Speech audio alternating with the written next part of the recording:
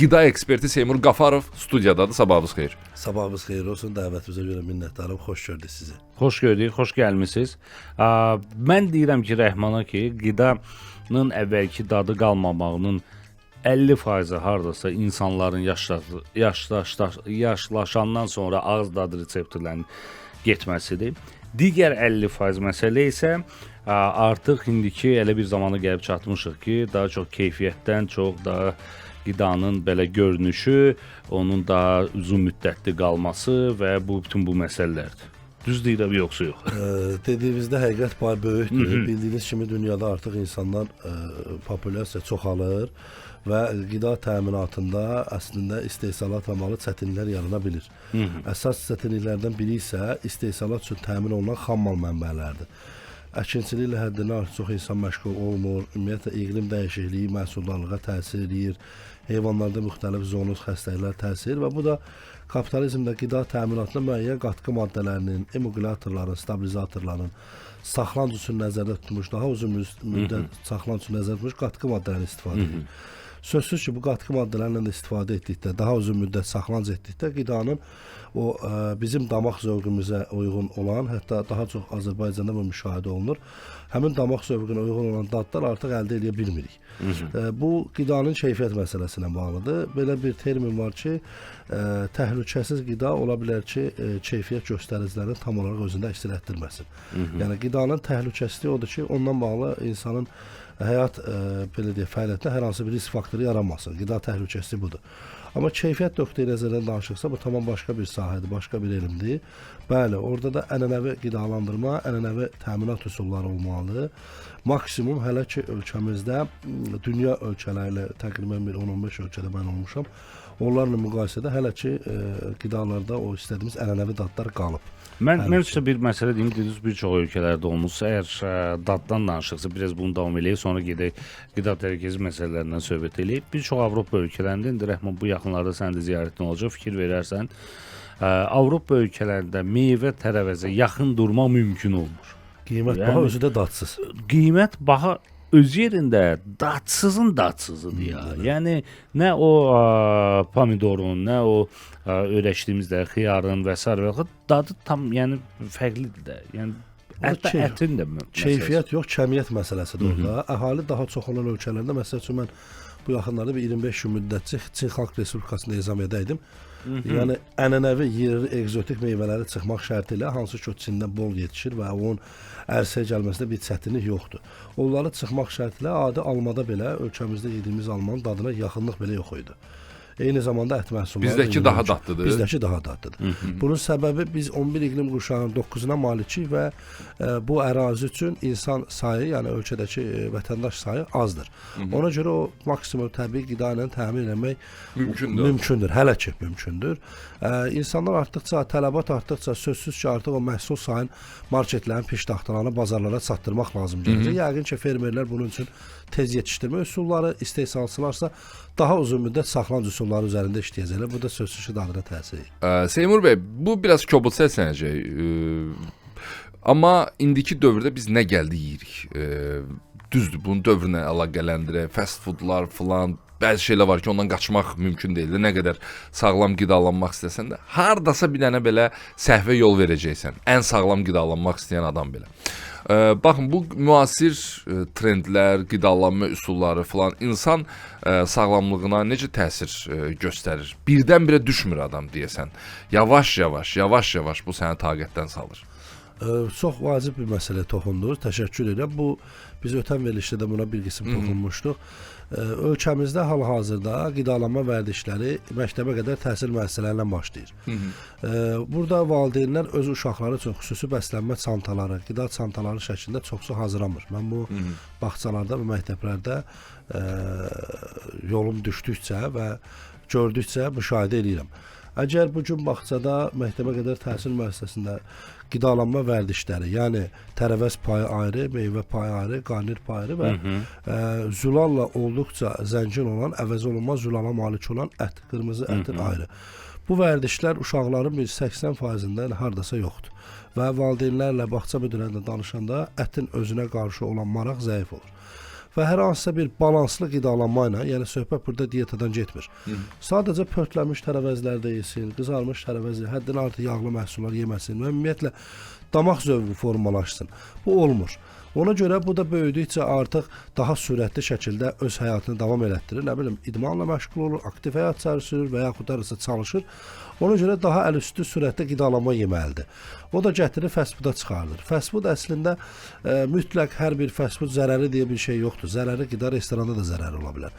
Amma iş ondan ibarətdir ki, bəzən bütün məhsulların hamısını eyni anda qəbul edirsən və bu həm damaq dadına müəyyən təsir edir, həm də o qida və enerji dəyəri balansından müəyyən qədər təsir olur.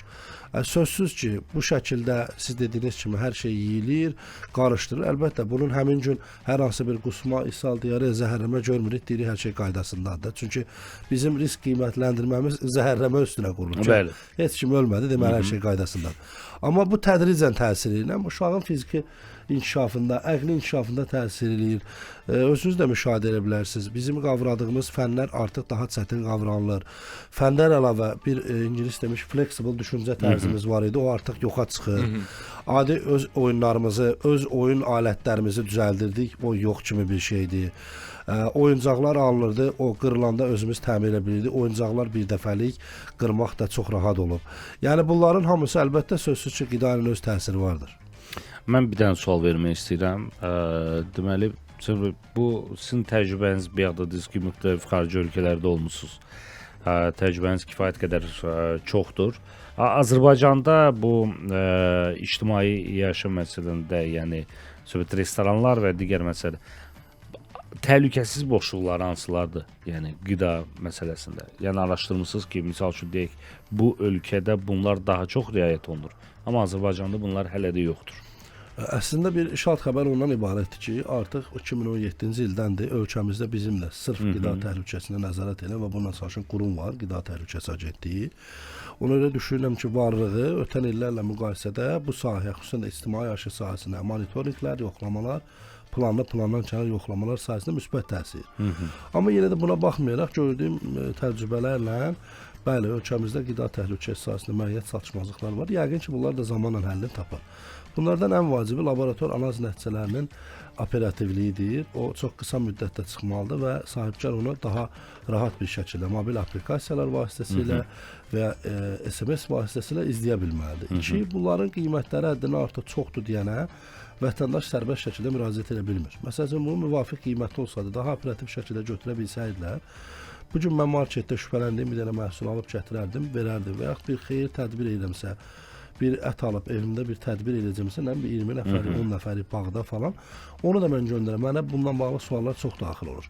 Operativ şəkildə onu göndərək laborator analizə və ekspres metodika ilə tez cavabını alardıq. Bu var.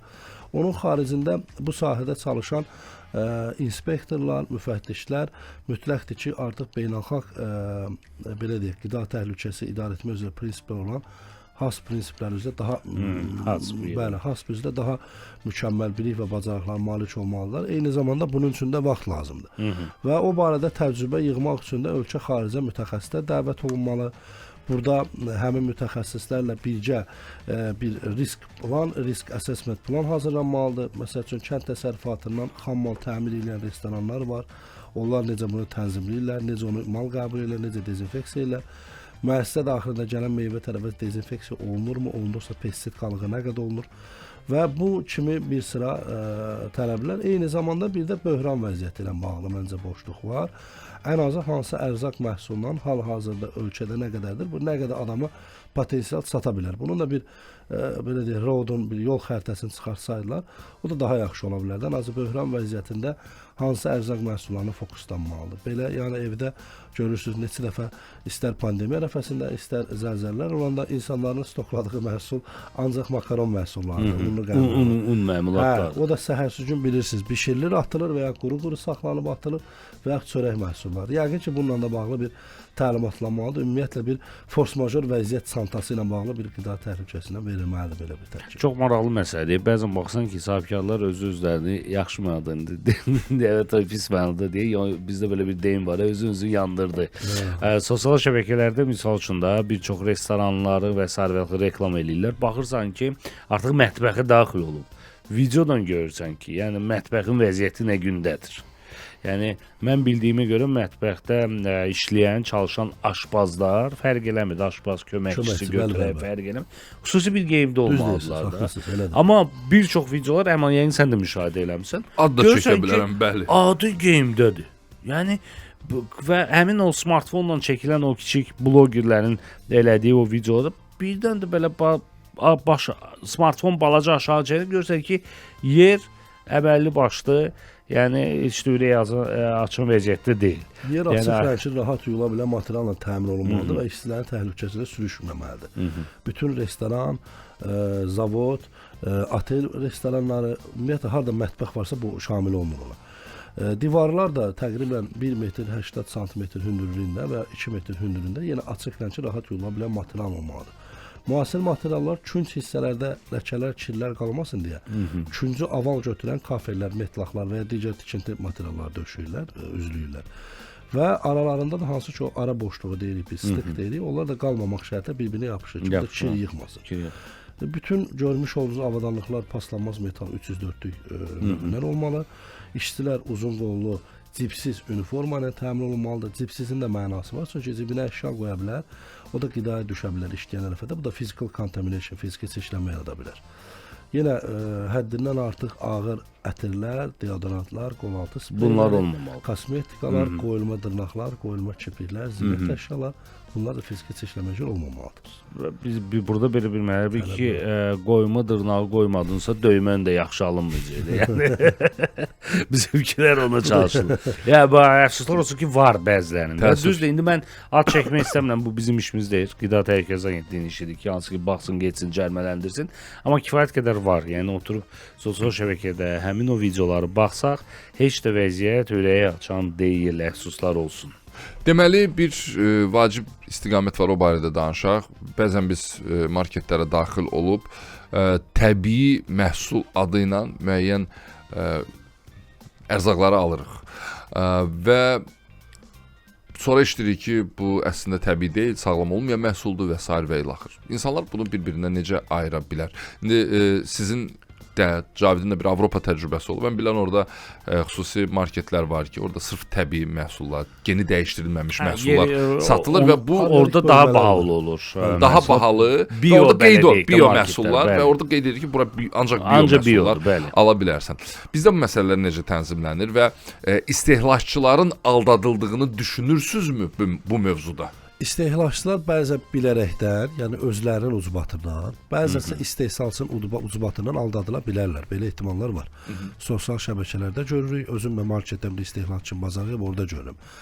Ümumiyyətlə istehsalçıların, xüsusən də kiçik və orta biznesdə çalışan istehsalçıların əksəriyyəti bundan bağlı dövlət qurumları tərəfindən də mütəmadi videolar paylaşılır.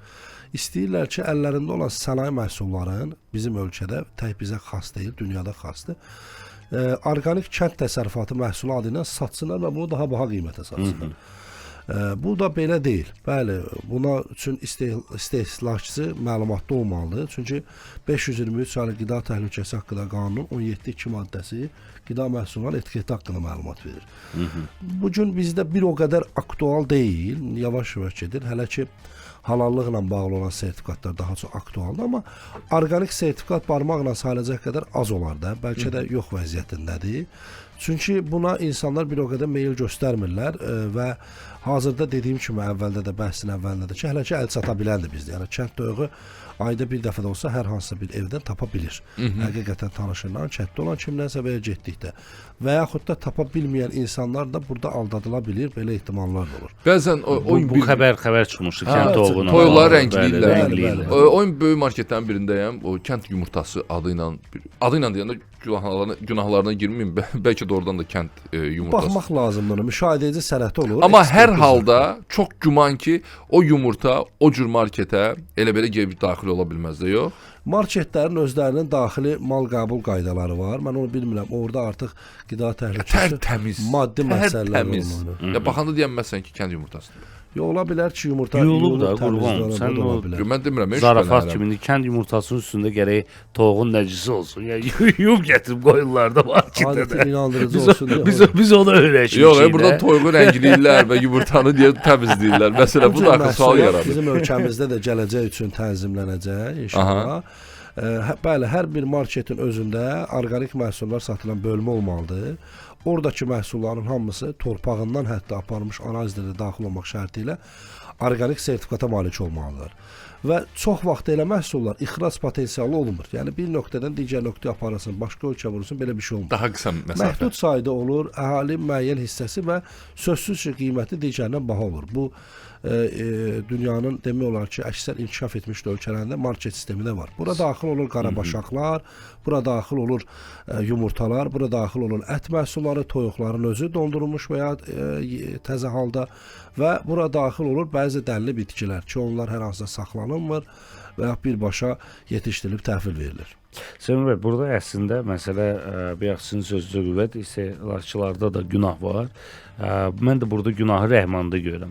Axı sən niyə yaxın olan qonşunun marketə daxil olmamısan, gəlib hansı bir böyük marketə daxil olursan? Sən mənə başa düşmədin. Ev bazarlığı aydın doğrudan edirsən, amma istənilən halda gün ərzində yolun üstündə olan marketlərdən birinə də daxil ola bilərsən. Bu normal bir şeydir. Yəni araşdırma apar, mystery shopper yəni fəaliyyətinə Marketlər məşğulsan. standartdır, çalışın mövsümü meyvələrlə, mövsümü məhsullarla qidalanın. Əsas məsələ budur. Bəli, doğrudan əsas məsələ. Mən Amma də özüm meyvə də belə edirəm meyvə yəni. mən sizə deyirəm. Qoyursan stolun üstünə bir həftə keçir, qaraltı yox, bir şey yox. Bilirsiniz, bəzi Əvvəl meyvəni qoyurduq 1 saatdan sonra, Bu 1 gün saat məsəl deyirəm, üçün- 1 gündən sonra artıq reaksiya gedirdi hansı formada, qaralırdı. Portağalı məsəl üçün misal verək, hər yerdə standartdır. Demək olar ki, o portağalın ithal mənbəyi eynidir. Yəni biz hansısa bir dənə ölkənin daha çox Türkiyə Cümhuriyyətinə ithal olan portağalı yeyirik. Bu Lənkəranda yetişdirilənlər hara gedir? Mən məsəl üçün oradan da alıb Onlar da yoxlamışam. Türkiyə göndərir. Tamam fərqli deyil, rəngi o qədər tüt deyil. Bizimkilərin? Bəli. Üstündə paraladıcı heç bir pigment, Çox heç bir dadlıdır əlavə amma. yoxdur və çox dadlıdır. Bu məsələ var. Amma hamıya çatacaq qədər deyil. Hamıya çatacaq qədər dadlı deyil. Dostlar, xatırladım ki, bütün alış-verişlərinizi biz bugün qidadan danışırıq. ABB-nin tam kartı ilə eləyə bilərsiniz. Çünki əgər sizdə ABB Miles kartı varsa, siz orada alış-veriş edib millər toplaya bilərsiniz və verilişimizin baş sponsoru ABB istədi ki, bu milləri sonradan istənilən aviabiletə və yaxud da ki, pul şəklində də özünüzə qaytarmaq imkanınız var. ABB Miles kartlarını sifariş etmək üçün isə ABB mobil tətbiqindən elə indidən sifariş etmək imkanınız olacaq. Bu arada bizim ən çox istehlak etdiyimiz ət və ət məhsulları, bizim deyəndə daha çox meyilli idi ət məhsullarından. Bəli. Bu yaxşı bir şeydir əslində, yoxsa yox? Bilirsiniz, Hələ bunun Orta səbəbin Asiya konkret xalqları- izah edən olmayıb ki, ət yemək yaxşıdır yoxsa pisdir. Orta Asiya xalqlarının qida vərdişləri digər dünya dövlətlərindən fərqlənir. Bu bizim savaşçı ruhumuz, vaxtilə etdiyimiz fəthlər, köç halında yaşamağımızın təsiridir. Adətən deyirlər bizim yeməyimiz ətdir, qarnelimiz çörəkdir. Ona uyğun fokuslanmış. Ət tərkibində əvəz olunmayan zulal var. Amma və onun bişirilməsi qidarlıq də- nöqteyi nəzərdən çox yaxşıdır. Amma əti həddindən az çox yağlı bişirmək, mütəmadi şəkildə qəbul etmək, yəni tez-tez qəbul etmək, əlbəttə ki, qanda müəyyən dəyişikliklərə səbəb olur və bir dəfə qızartmış şəkildə qəbul edib, bir dəfə pörtlənmiş şəkildə qəbul etməlidir. Şükürlər olsun, bizim mətbəximiz genişdir. Ətlə bağlı yəqin bir 500-ə qədər yemək çeşidi vardır. Bəli. Bu şəkildə olanda əlbəttə ki, bu gün dünya ölkələrində əksəriyyət ölkələr var ki, ət bizdəki qədər təminatlı ət məhsuluna çata bilmir. Bizim ət olmayan heç bir milli tədbirimiz yoxdur, içində ət olmuyor. Məncə bunun özü böyük xoşbəxtlikdir.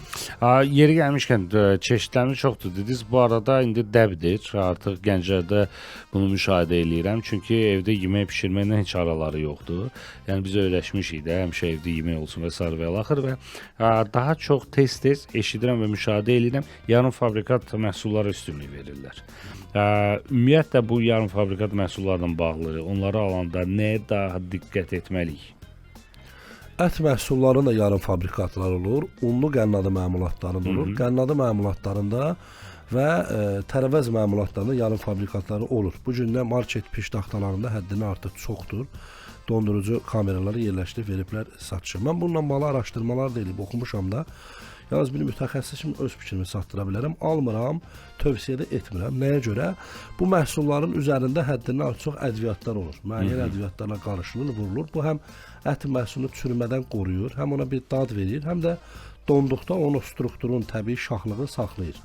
Ona görə mən bundan istifadə eləmirəm. İkinci məsələ yenə damaq zövqü məsələsi, dad məsələsi əldə edə bilmirəm. Üçüncüsü, bu cür yarım fabrikatların əksəriyyəti bol yağda qızardılmalıdır. Yəni qoyduq, bundan sous hazırladıq və ya tərəvəzlərə və də hər hansı bir milli xörək hazırladıq, elə deyil. Bəziləri qarnadı məmulatda unludur, cırsdır, düşbərədir, xincaldır. Bunlar açılır suda. Hə, bunun hardasa başa düşərəm. Çünki orada onsuz da onlar don şəkildə verilir restoranlarda da. Amma digər ət olan, xüsusən də toyuqla olan və yaxud balıqla olanları dəfələrlə mənə müraciət ediblər. Zəhərlənmə halları da olub, qarnağrı da olub, ishal halları da olub. Xüsusən də ithal olunan bu cür məhsullarda.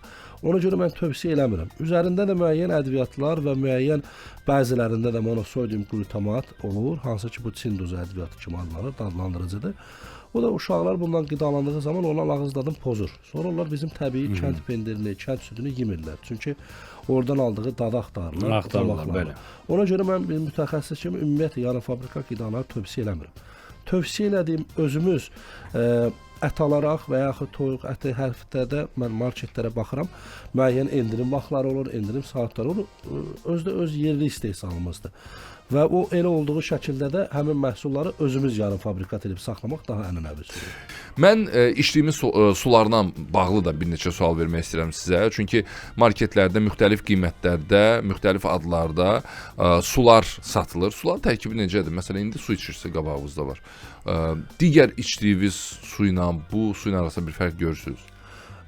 Bu hal-hazırda içdiyim su bildiyim qədərlə dispenser aparatdan verilən sudur və distilli olunmuş, dezinfeksiya olunmuş bir 19 litrlik plasmas qabın içərisindəndir. Suyun özünün tərkibi müəyyən mineral tərkibi olmalı və mineral sular artıq reyestrlərdə də ayrı qeydiyyata alınırlar. Tərkibi mineralla zəngin olan sular daha faydalıdır və bir təbiilik vardır. Hazırki vəziyyətdə içdiyimiz suların əksəriyyəti kükürddən, pambıqdan, kömürdən, ultrabənövşəyi şüalardan keçərək dezinfeksiya olunur və tərkibində mövcud olan bakteriyalar, bəzən də fayda verə biləcək minerallar tamamilə aradan qaldırılır. Bəli, və bizə təhlükəsiz hər hansısa bir risk faktoru yaratmayacaq su tərkibi olunur. Sözsüz ki, bu da müəyyən bir doyumluğa malik olmur. O içdikcə içirəm, daha çox içirəm, onun səbəbi bulardır. Amma bu, aydın oldu bizim işarəmiz. Paylaşsa xahiş elə bir dənə su gəlsin.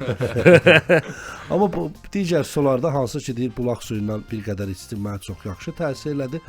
Bu təkcə suyu məsəl üçün doldurub rayondan, bölgədən gətirib burada içmək, o da görürsüz qabın dip hissəsində saraltı olur. Canlıdır, mineral tərkibi çoxdur və plastik qabda reaksiya verir.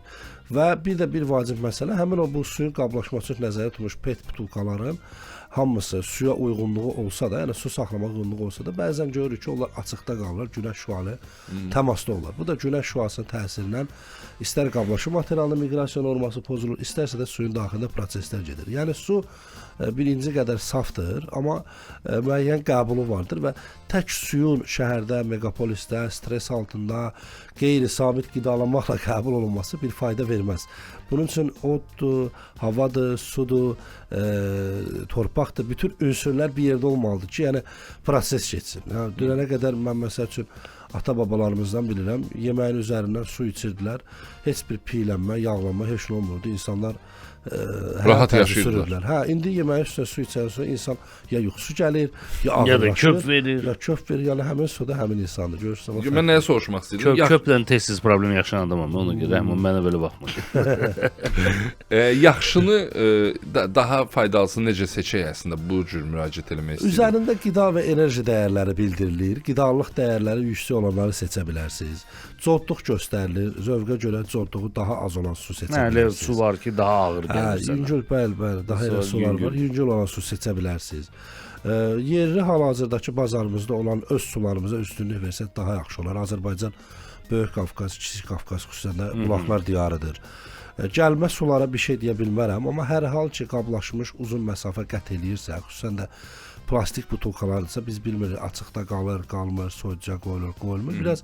Amma onları da belə deyək bazarını öldürmürəm, amma yerliyə üstünlük verirsə daha əl çata biləndir. Ən azı bir zavodun yeri falan bilinir. Ona görə daha yaxşı olur. Mənim bir dənə sualım var, icazənlə. Rəhman, maraqlı gəldi ki, gələcəkdə ümumiyyətlə qida təhlükəsizliyi ilə bağlı məsələlərdə daha çox texnologiyaya, yoxsa istehlakçı nəzarəti daha çox olacaq sizcə? Yəni və yaxud da audit məsələləri daha çox olacaq. Yəni bu hansı istiqamətdə gedirik? Bilirsiniz, bu bizim ölkəmizdə tətbiq olunub 2023-cü ildə, 1959-cu, 60-cı illərdə Amerika Birləşmiş Ştatlarında NASA Kosmik Araşdırmalar Mərkəzi və Amerika Quru Qoşunları üçün həmin bu təhlükə analizi, kritik nəzarət nöqtələri prinsipləri, hansı prinsipləri? Bu 2023-cü ildə bizim qanunvericiliyə oturulub. Hələ bunun tam tətbiqi və effektləri haqqında danışmaq üçün qısa müddətdir 23-cü ildən bu yana. Amma hal-hazırda bizim özümüz də özəl belə deyək, konsalting xidmətləri göstərən şirkətdə çalışıram. Biz nələr edirik orada? Bir Checkbuster adlanan proqram üzərində işləyirik. Bu proqram kifayət edəcək ki, istər istehlakçılar, istər bu sahədə çalışan mütəxəssislər həmin proqram vasitəsilə özləri bir məhsulun üzərində bir analiz və yaxud da bir torpağın üzərində analizini aparsınlar və yaxud da özləri bu süni intellekt əsasında işləyəcək. Bəli, süni intellekt burada əvvəlcədən sualları təyin edəcək. O suallar əsasında artıq xüsusi bir təhsil almağa ehtiyac yoxdur. Sadəcə orada verilən sualları doldurmaqla yekununda bir qismən SWOT analiz əldə edəcəksiniz. Və biləsiniz ki, bugün siz market sahibisinizsə, sizin marketinizdə ortalama neçə ballıq vəziyyət var? Yox, siz alıcısınızsa, alıcıya aid olan suallarla malın keyfiyyət dəyərini bilmiş olasınız. Məsəl üçün ora qida enerji dəyərinin tərkib məlumatlarını əlavə edəsiniz. Sizə deyəcək məhsulun qidalıq dəyəri nə qədərdir.